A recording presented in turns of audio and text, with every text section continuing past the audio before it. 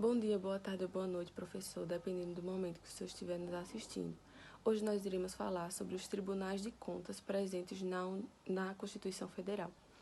Esses tribunais de contas, eles têm a funcionalidade de auxiliar o Poder Legislativo a fiscalizar os órgãos do Poder Executivo, ou seja, os órgãos da administração pública.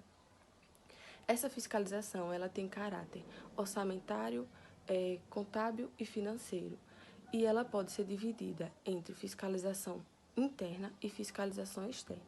A fiscalização interna é a que acontece dentro dos próprios órgãos administrativos dos poderes, onde os órgãos hierarquicamente superiores supervisionam os órgãos hierarquicamente inferiores.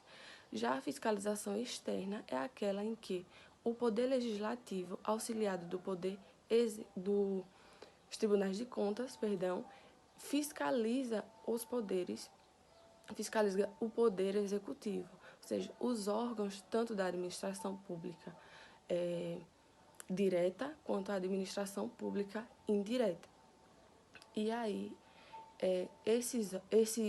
o TCU, que é o Tribunal de Contas da União, é composto por 9 ministros, e esses ministros têm que seguir alguns critérios de idade, 35 a 65 anos, idoneidade moral e reputação ilibada, notórios conhecimentos jurídicos, contábeis e econômicos, financeiros ou de administração pública, e também mais de 10 anos de exercício da função ou de efetiva atividade profissional. É bom lembrar que o parágrafo 4º do artigo 73 diz que o auditor, quando em substituição a ministro, terá as mesmas garantias e impedimentos do titular e, quando no exercício das demais atribuições da judicatura, as de juiz de tribunal regional federal. Agora eu vou falar um pouco sobre a escolha dos membros. De acordo com a Constituição Federal, um terço dos membros são a escolha do presidente da República, com a aprovação do Senado por quórum de maioria simples mediante resolução. Destes, 2 devem ser escolhidos alternadamente entre auditores e membros do Ministério Público, junto ao Tribunal de Contas, indicados em lista tríplice segundo os critérios de antiguidade e merecimento.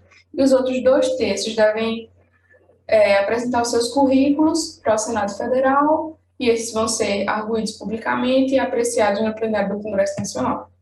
Quanto à sede do Tribunal de Contas, ela se encontra no Distrito Federal, e o TCU dispõe de recursos próprios por meio de duodécimos, quadro próprio de pessoal, e com sua jurisdição se estendendo por todo o território nacional. E os ministros do TCU, eles possuem as mesmas garantias e prerrogativas, remuneração e vantagens dos ministros do STJ, e tudo isso está definido na Constituição. Aqui a gente trouxe o princípio da publicidade, que ele é importante para a transparência da nossa administração pública, e diz que, visando concretizar esse princípio, o Tribunal de Contas deve trimestralmente apresentar um relatório parcial e anualmente um relatório total encaminhado para o Congresso Nacional, falando sobre suas atividades. Sobre os tribunais de contas estaduais, a Constituição traz que tudo que for aplicado ao Tribunal de Contas da União deve ser aplicado às constituições estaduais, podendo serem feitas adequações de acordo com as particularidades locais. E os tribunais de contas estaduais devem possuir 7 conselheiros, não ministros, que devem ser compostos de 4 conselheiros escolhidos pela Assembleia Legislativa do Estado e 3 pelo chefe do Poder Executivo, que é o governador. Um entre os auditores, outro entre os membros do Ministério Público e um terceiro escolhido livremente. Aqui a gente trouxe uma citação do livro de Galber Agre sobre essa atribuição fundamental do Tribunal de Contas, que ele vem dizendo que o Tribunal de Contas tem a missão de apreciar as contas prestadas pelo Presidente da República referente ao exercício do ano anterior, mediante parecer prévio, que deverá ser elaborado em 60 dias a contar do seu recebimento. E é importante salientar que a fiscalização incide em todos os órgãos públicos ou entidades privadas que tenham recebido recursos públicos. Quando o dinheiro público for proveniente dos Estados-membros, a função fica a cargo dos tribunais de contas estaduais. E a gente trouxe aqui uma observaçãozinha a respeito da prestação de contas do presidente, que se elas não forem apresentadas, pode haver a concretização do crime de responsabilidade por improbidade financeira, ensejando o processo de impeachment. A análise realizada pelo Tribunal de Contas é um ato de fiscalização que se atém aos cálculos matemáticos e financeiros definidos pelos parâmetros legais, devendo ser detalhado, que permita uma boa e clara interpretação pelo Congresso Nacional. Sendo esta uma peça de natureza administrativa, contábil, matemática, e que não tem nada a ver com a judicância, né? Não tem nada a ver com o universo jurídico. E tendo sua apreciação no Congresso Nacional por meio de decreto legislativo, que pode ou não ser acatado pelo Poder Legislativo. Esse parecer do Tribunal de Contas não vincula a apreciação, já que ela é uma competência privativa do Poder Legislativo, mas o Tribunal de Contas, quando perceber uma irregularidade, ela pode impor uma sanção de multa ao administrador público do recurso público, proporcional à uma multa proporcional ao dano causado. Bem, o Tribunal de Contas ele tem sua função de órgão auxiliar do Poder Legislativo, é fornecedor de subsídios com o intuito dos parlamentares exercerem de melhor forma a sua função fiscalizadora. Ele pode realizar inspeções e auditorias de naturezas contábeis, financeiras, orçamentárias, operacional ou patrimonial de qualquer órgão que receba o dinheiro público.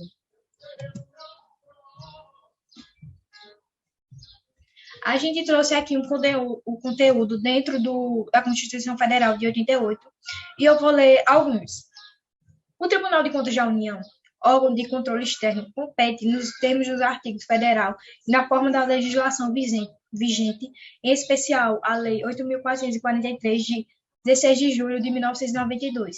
Julgar as contas de qualquer pessoa física ou jurídica, pública ou privada, que utilize, arrecade, guarde, gerencie ou administre dinheiros, bens e valores públicos ou pelos quais a União responda ou que, em nome desta, assuma obrigações de natureza pecuniária, bem como daqueles que derem causa perdida, extravio ou outra irregularidade de que resulte dano erário.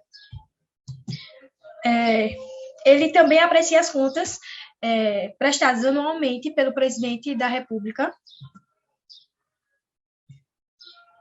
processa e julga as infrações administrativas contra as finanças públicas e a responsabilidade fiscal tipificadas na legislação vigente, com vistas à aplicação de penalidades. Aplica aos responsáveis as sanções e adota as medidas cautelares previstas neste regimento. Fiscaliza as declarações de bens e rendas apresentadas pelas autoridades e servidores públicos. Implementar e manter na internet a página de contas públicas na forma definida em ato normativo. Elege seu presidente e seu vice-presidente e dá-lhe posse.